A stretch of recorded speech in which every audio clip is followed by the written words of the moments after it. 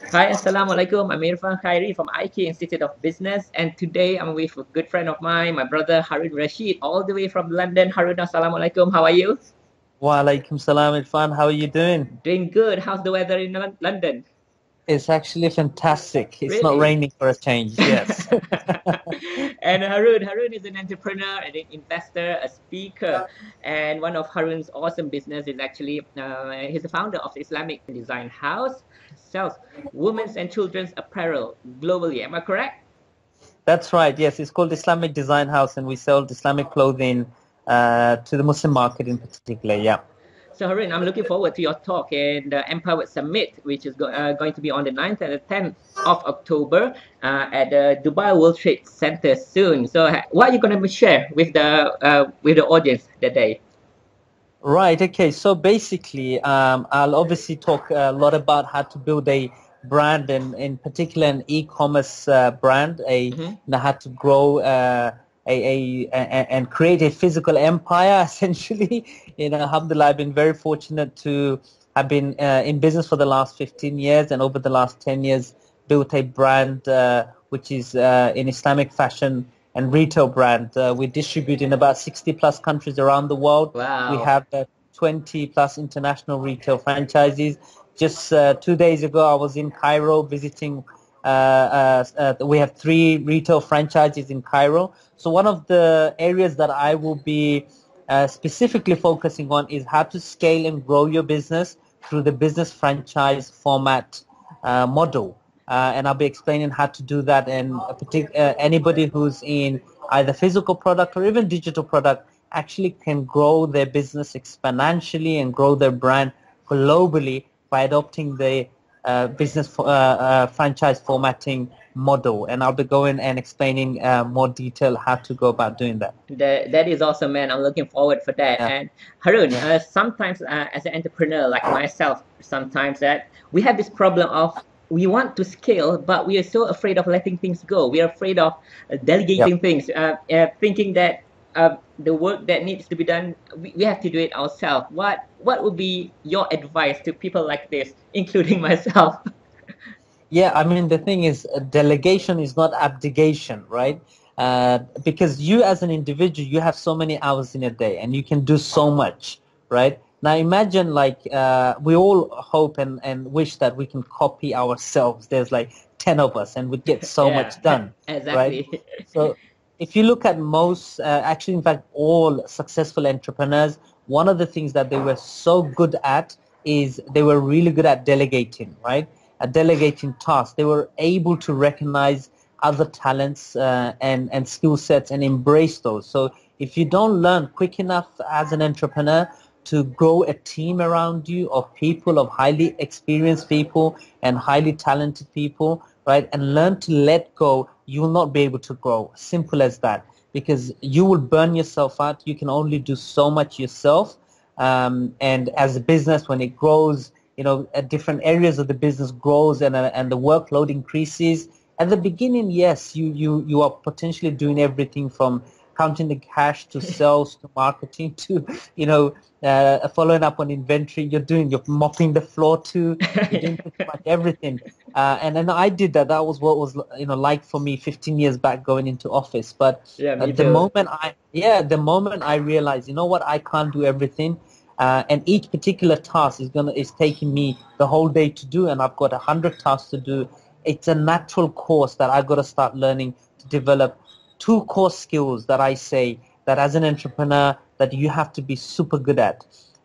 Is leadership and management. Everything else you can pretty much hire. And my motto is this: if you can get someone else to do it, why do it yourself? Yeah, so it is that important to actually letting go. And Harun, I mean, like yourself building a global brand, I'm sure there's so many challenges. What would you say your biggest challenge, like few years ago when you just started, and how did you overcome it? Right. Okay. So one of the biggest challenge is essentially for entrepreneurs is learning to hire the right people. Okay, hire the right kind of people that actually people should be solving a problem for you, not creating a problem for you. Right. They're here to solve your issues, your problems. So learning to work with people that are more smarter than you, are more talented than you, that's hard. And sometimes, you feel threatened by that. Okay. But, it took me a while, but, a few years back, I kind of like changed my mindset and I started appreciating people that are more talented, more skilled than me. And the moment I managed to do that, I was growing exponentially because now, and I got good at managing and leading the people. That's what all I needed to be good at, and was never afraid of hiring people that are more smarter than me, more able than me. They just want to do a good job, and actually an excellent job, right? And your job is to find as many of those as possible and put Mm-hmm. them together, provide them with a vision and goal, and to connect to them on an emotional and personal level. So I would say my biggest challenge was always was to learn to hire talented people, learn to be able to recognize those talented people and acquire them into the business. And once I overcame that challenge, it just things just grew for me completely. And nowadays I love collaboration. I love working with people.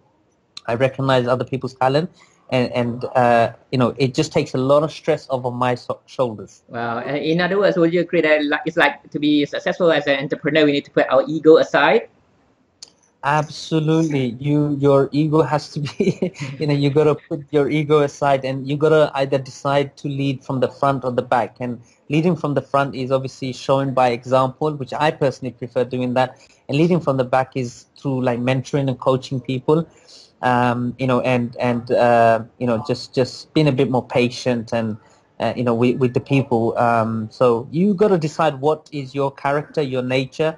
If usually people who are a bit more introverts, they want to lead from the back, and Okay. people who are extrovert like me, I'm a bit of an extrovert, you try and lead from the front. So whatever suits you, but bottom line is your role and the core skill that you got to build as an entrepreneur if you want to grow and scale and grow exponentially is you got to embrace the fact that you are a leader first, and also a manager, right? And you're going to learn and develop on those skill sets. That's amazing. And to scale a business, how important is branding to scale a business?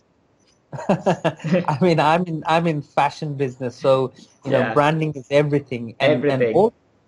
all branding is that you emotionally connect with your customers, right? And you have consistency from the way your logo is to the way you present your product and service, the way you display them, to how your website look. Everything is consistent. There is a consistent color.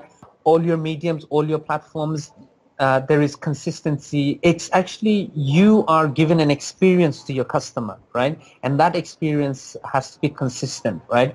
And once you deliver that again and again and again and again over time, people recognize you for that, So as soon as Mm. your brand name or they see you is mentioned, they know what you're about. It's almost like a person having a unique name.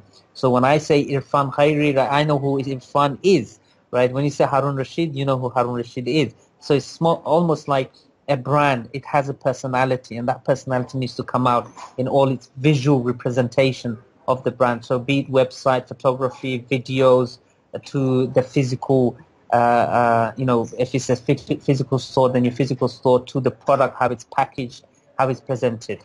Yeah, to viewers, to our listeners, this is like an important gem. What you're sharing, Harun, is amazing. One more question for me, Harun. You manage a lot of people. I mean, like in hundreds of people. You hire lots of people, and some managers have problem managing like less than 10 people. Tell us your Right. secret. What is Harun Rashid's secret in managing people? Harun Rashid leads by love. That's it. That is good. he, he has a lot of love to give, and he leads by love. So yeah, you can lead by love, or you can establish your authority through love, or the stick. They say the carrot or the stick. I prefer the carrot more than the stick. If people love to work for you, then they'll go that extra mile, and if people have to work for you, then they will only go so far, right? So, and that's all to do with like you treating people with respect, you recognizing their ability, their talent.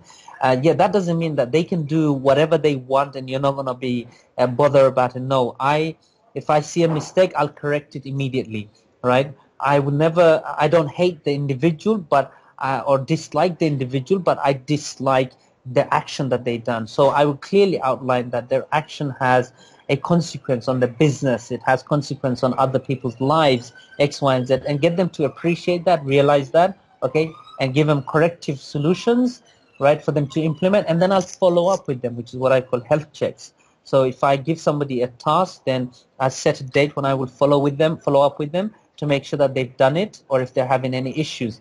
And this is usually halfway between the project. Usually what people do is give somebody a task and come right at the end of the project, and the person's made loads of mistakes, and then they're frustrated and angry by it. But imagine you could do it halfway in between, Hmm. right? Then what would happen is you can correct, right? And then Yeah. your end product at the end, you're much closer to the right solution. So the key for me, just to summarize, would be to, is to respect people, and you get Hmm. respect back, right? Number one. Number two is you appreciate people. Again, here's the thing, right? We're not born leaders, and we're not born managers, right? Hmm. But it doesn't mean it cannot be learned. You got to spend a lot of time to learn and develop your skill set as a leader and manager. And if people put some focus on it, I think anybody can do it. Wow, that's excellent. You're a legend, bro. Bro, final words for our listeners out there who's planning to attend and still thinking whether to attend or not. Empowered Summit on the 9th and the 10th of October. Final words from you. Final words is, guys, you do not want to miss out.